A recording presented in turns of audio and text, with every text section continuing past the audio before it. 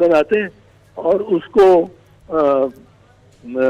اس میں ہم انڈیپینڈنس ہے لیکن ایک پارلیمنٹری پارٹی بنا لیتے ہیں.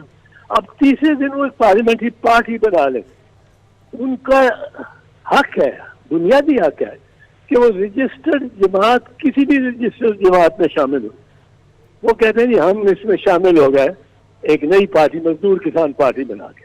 اب مزدور کسان پارٹی میں کوئی الیکشن نہیں لڑا, وہ کوئی اس کے چیئرمین نے نہیں لڑا, کسی نے الیکشن نہیں لڑا, لیکن وہ مزدور کسان پارٹی میں یہ 20 MNA کہتے ہیں جی ہم یہ بتاتے ہیں اور اس کو ہم آج ہی رجسٹر کراتے ہیں اور آج ہم اس مزدور کسان پارٹی کے ہو.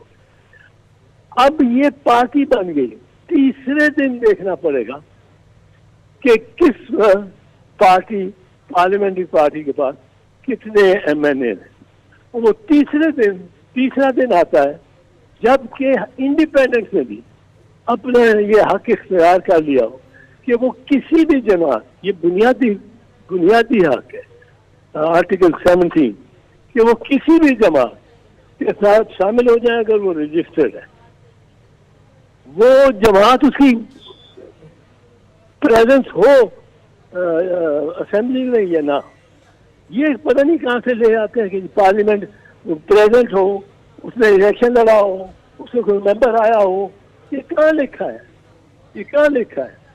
آپ کو پارلیمنٹری پارٹی آپ اکثر ایک پارٹی بنا سکتے ہیں, آپ کسی رجسٹرڈ پارٹی میں شامل ہو سکتے ہیں.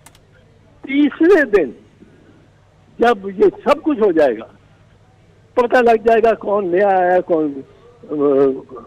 کون نیا آ کے اور اس میں پارٹی میں شامل ہو گیا اور کیا یہ پارٹی الیکشن لڑی تھی یا نہیں تھی لڑی.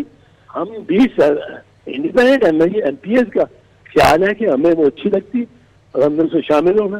اس سے کوئی ممبر نہیں ہے, ممبر اس کے ہو گئے جب ہم اس میں شامل ہو گئے, پورا اسٹرکچر ہو گیا. جب ہم شامل ہو گئے تو 3 دن بعد ودن 3 days وہ آپ کو نوٹیفیکیشن کرنی پڑے گی کہ یہ پوزیشن ہے پارٹیز کی اور اس پوزیشن کے مطابق آپ نے سیٹیں نہیں ہیں. اعتزاز صاحب یہ بتائیے گا کہ جب یہ سیٹس بحال ہو جائیں گی تو پھر نون لیگ کو کیا پیپلز پارٹی کی ضرورت رہے گی اقتدار کے لیے, یا پھر یہ اتحاد اس طرح سے چلتا رہے گا؟ جی مجھے آواز اعتزاز صاحب میں آپ سے یہ کویسچن کر رہا ہوں کہ یہ ساری سیٹیں جو ہیں وہ نون لیگ بحال ہو گئی ہیں, تو کیا یہ نون لیگ کو پیپلز پارٹی کی ضرورت اس کے بعد رہے گی یا پھر نہیں؟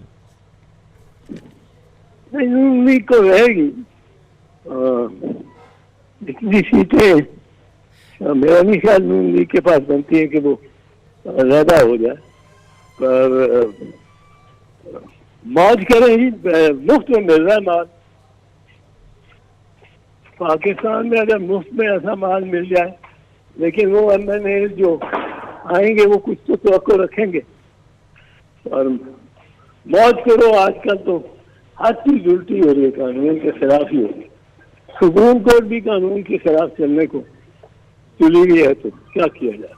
اچھا اعتزاز صاحب یہ بتا دیجیے گا کہ PTI جو ہے اب کیا ریویو پٹیشن کر سکتی ہے؟ اگر کر سکتی ہے تو وہ کون سا پلیٹ فارم ہے؟ کیونکہ نظر ثانی درخواستیں بھی جو ہیں وہ بھی منظور کی گئی ہیں. ریویو پٹیشن یہ ریویو نہیں تھی جو جس کا فیصلہ ہوا, یہ ریویو تھی. یہ ریویو پٹیشن کا فیصلہ تو ہو گیا, اب نہیں, سیکنڈ ریویو نہیں ہو سکتا. اعتزاز صاحب یہ بتا دیجیے گا کہ یہ کتنے دنوں میں یہ ریویو پٹیشن دائر ہو سکتا ہے اور اس کا فیصلہ آ سکتا ہے؟ بھائی صاحب میں کہہ رہا ہوں اب مشکل ہے. اب ریویو تو ہو گیا نا, یہ ریویو کا فیصلہ آیا, لیکن وہ ریویو کی درخواستیں جو ہیں وہ بھی تو منظور کی گئی ہیں سپریم کورٹ کی جانب سے. سپریم کورٹ کی جانب سے ریویو کی درخواستوں کا تو فیصلہ ہوا ہے. اعتزاز صاحب آپ کے وقت اور ایکسپرٹ اوپینین کا بہت شکریہ.